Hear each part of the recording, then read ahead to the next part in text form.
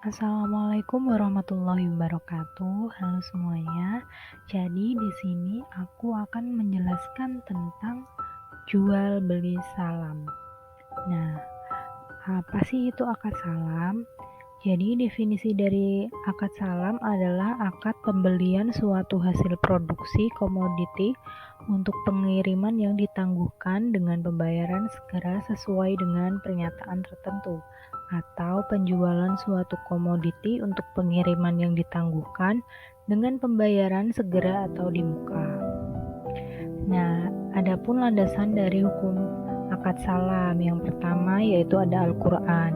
Ada beberapa ayat tentang landasan hukum akad salam, antaranya surat Al-Baqarah ayat 282 dan Al-Maidah ayat 1. Dalam firman Allah Quran surat Al-Baqarah ayat 282, "Hai orang-orang yang beriman, apabila kamu bermuamalah tidak secara tunai untuk waktu yang ditentukan, hendaklah kamu menuliskannya."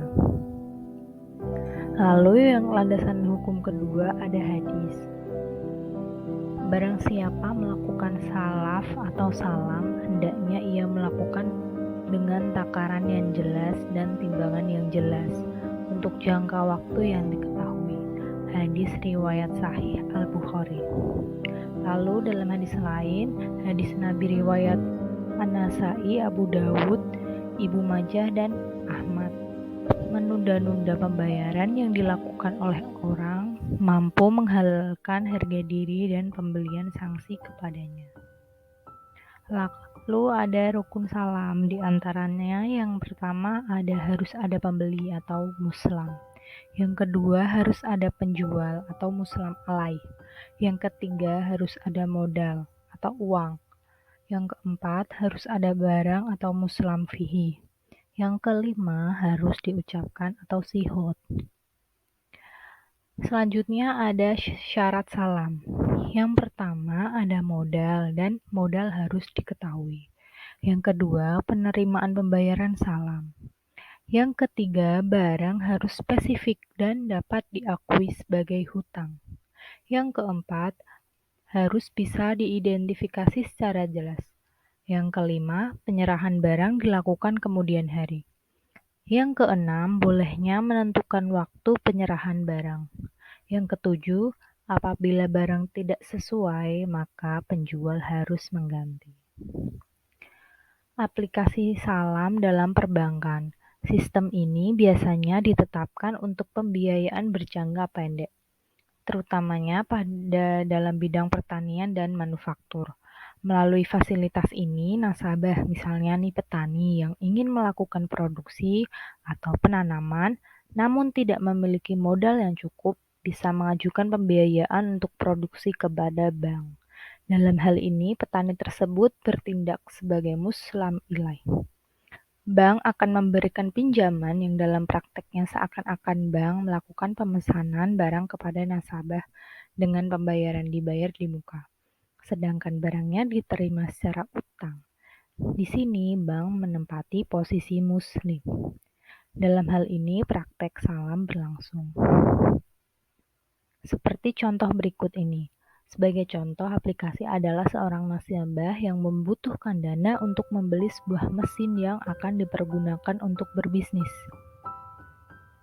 Masa menuai hasil dari bisnis tersebut direncanakan akan berlangsung bulan depan.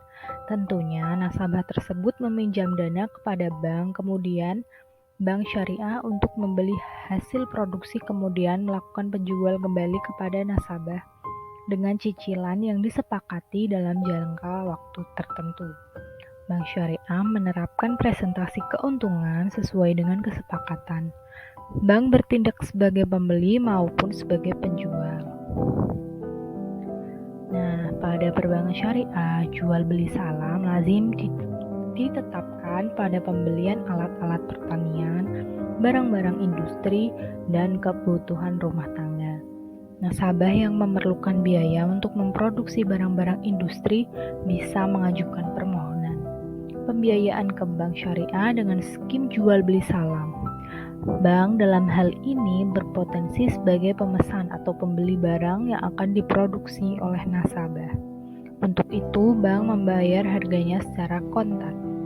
Pada waktu yang ditentukan, nasabah menyerahkan barang pesanan tersebut kepada bank.